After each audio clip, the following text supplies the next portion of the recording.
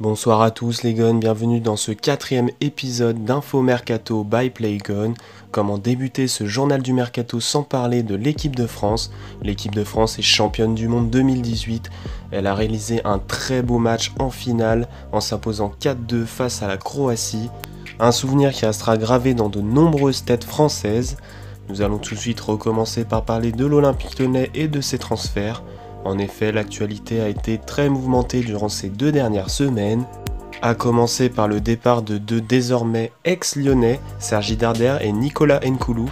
En effet, l'Olympique Lyonnais a publié un communiqué officiel ce mardi soir pour expliquer que le Torino avait levé l'option d'achat pour Nicolas Nkoulou. Les Gones empochent donc 3,5 millions d'euros pour ce transfert. Par ailleurs, on apprend également que Sergi Darder a lui aussi vu l'Espagnol Barcelone lever l'option d'achat pour son transfert. L'OL perçoit 8 millions d'euros plus 2 millions d'euros de bonus et 20% sur un futur transfert. C'est désormais officiel, l'OL recrute définitivement Tanguy Ndombele et Oumar Solet. L'Olympique Lyonnais a annoncé via un communiqué officiel avoir levé les options d'achat de 2 joueurs prêtés. Tanguy Ndombele a été recruté définitivement à Amiens pour 8 millions d'euros pour 20% sur une future plus-value. Le milieu de terrain est désormais sous contrat avec les Gones jusqu'en juin 2022. Les Rodaniens ont également mis la main sur Oumar Solet, arrivé en janvier en provenance de Laval. Ils ont mis 0,55 millions d'euros sur la table, auxquels s'ajoutent 2 millions d'euros de bonus et 20% sur une future plus-value. Le milieu défensif est désormais lié aux pensionnaires du Groupama Stadium jusqu'en juin 2022. Après la prolongation d'Oussem Aouar jusqu'en 2023, une autre prolongation a eu lieu dans les 48 heures. En effet, ce mercredi, l'Olympique Lyonnais a officialisé la prolongation de Ferland Mendy, 23 ans, jusqu'au 30 juin 2023. Déjà sous contrat jusqu'en 2022 avec l'OL, l'ancien défenseur du Havre a donc prolongé d'une saison supplémentaire. Mendy, qui a débarqué la saison dernière dans le Rhône, a disputé 27 matchs et distillé 5 passes décisives en Ligue 1. On poursuit ce journal du Mercato sur les potentielles arrivées.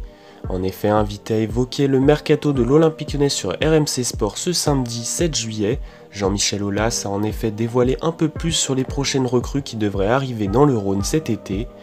Le président de l'OL a d'ailleurs déclaré « On a pu les observer, les rencontrer parce que les responsables des sélections sont ouverts.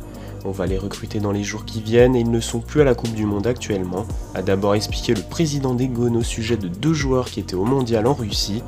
Jean-Michel Aulas a ensuite évoqué les cas Nabil Fekir. Nabil sera, je le pense, à l'OL la saison prochaine. J'ai presque une relation père-fils avec mes joueurs, c'est notre capitaine et c'est le souhait du coach de le garder. Si l'international français devrait rester à Lyon, Tanguy Ndombele devrait en faire de même selon Aulas.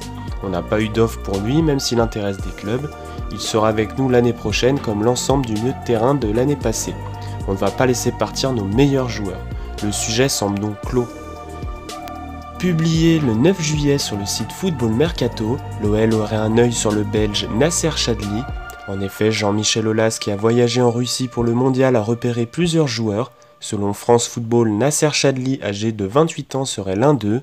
Le milieu de terrain remplaçant au coup d'envoi du tournoi s'est imposé dans le 11 de Roberto Martinez avec le but de la qualification en 8e contre le Japon et une passe décisive en quart contre le Brésil.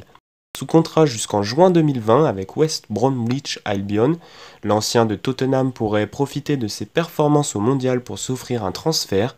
Aux dernières nouvelles, Schalke 04 était également intéressé par les services du Diable Rouge, 49 sélections, 6 buts, montant demandé par les Baggies, au moins 20 millions d'euros.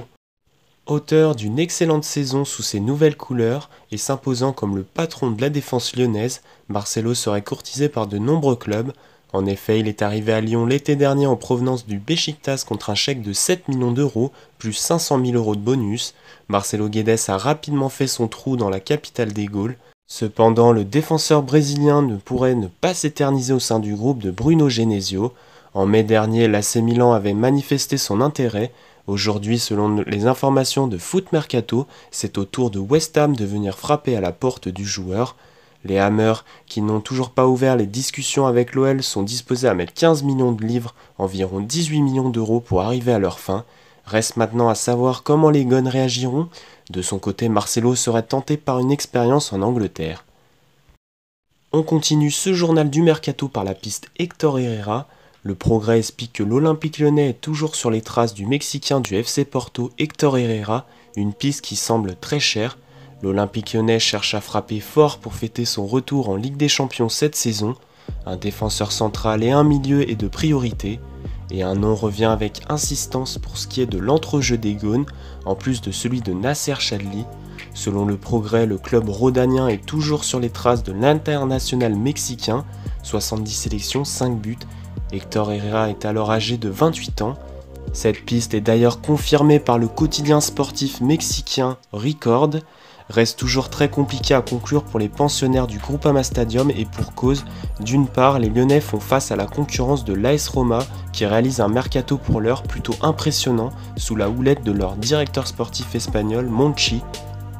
D'autre part, les hommes du président Jean-Michel Aulas risquent de se heurter aux exigences élevées du FC Porto pour son mondialiste. Ojogo annonce en effet que Sergio Conceição n'entend pas le lâcher cet été, du moins pas si un club ne lève pas la clause libératoire de son capitaine fixée à 40 millions d'euros. Le quotidien sportif portugais révèle que le technicien des Dragões s'est entretenu avec l'intéressé pour lui annoncer la nouvelle. La réponse du natif de Tijuana, qui a passé les 5 dernières saisons au Portugal, 131 sélections, 20 réalisations, ne s'est pas fait savoir. Ojogo indique simplement qu'il continuera à tout donner avec l'écurie portista. L'OL va donc devoir jouer serré et il le sait puisqu'il a déjà eu affaire avec le FC Porto sur le marché des transferts dans les dossiers Lisandro Lopez et Ali Sissoko, achetés respectivement 22 millions d'euros et 15 millions d'euros. Même si aucune recrue n'est arrivée pour le moment pour ce début de mercato, Bruno Genesio reste patient, même si l'OL a enrôlé 2 joueurs au mercato d'hiver dernier, Léo Dubois et Martin Terrier. Bruno Genesio s'impatiente et attend une nouvelle recrue. Après avoir enregistré le retour de Memphis Depay, le coach de l'Olympique Lyonnais Bruno Genesio s'est exprimé sur le mercato d'été des Gaunes. Dans les colonnes du Progrès, il revient sur le calme affiché par le club, alors que tous ses concurrents directs s'activent pour se renforcer. Il a d'ailleurs affirmé « Pendant un mondial, c'est toujours calme, mais les dossiers sont en cours et j'ai de très bons espoirs après la finale de la Coupe du Monde. On a moins de départs, c'est une chance aussi, on a une ossature et on veut la renforcer sur nos besoins. C'est intéressant », a-t-il confié. Cela promet des arrivées dans le club rhodanien très prochainement. On a discuté de son frère Yacine qui a signé pro. Nabil est beaucoup plus proche de Lyon aujourd'hui qu'il ne l'était quand on a discuté avec Liverpool. Peut-être ira-t-il à Liverpool ou dans un autre club, mais s'il reste à l'OL, ce sera une grande année pour lui et pour nous. Suite au sacre de l'équipe de France en finale de Coupe du Monde, le dossier Nabil Fekir est relancé par Jean-Michel Aulas selon Foot Mercato. Le joueur de l'Olympique Lyonnais a également vécu des semaines pour le moins surprenantes en dehors des terrains puisque son futur avec l'OL était en question. Son président Jean-Michel Aulas est revenu sur la situation dans le Progrès. Il se dit que Liverpool pourrait revenir à la charge.